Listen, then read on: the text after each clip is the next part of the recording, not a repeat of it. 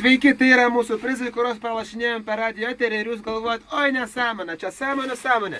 Štai mūsų prizų maišas, kuriame galime surasti ir puzlę 54 detalių. Taip pat galime surasti soską už 3,99. Netgi tarakono nameliai mūsų šitame. Po to čia visokių gerybių. Šunų pakramtaliukai. Taip pat galite laimėti, kažką. Taip pat galite laimėti ir kreideles.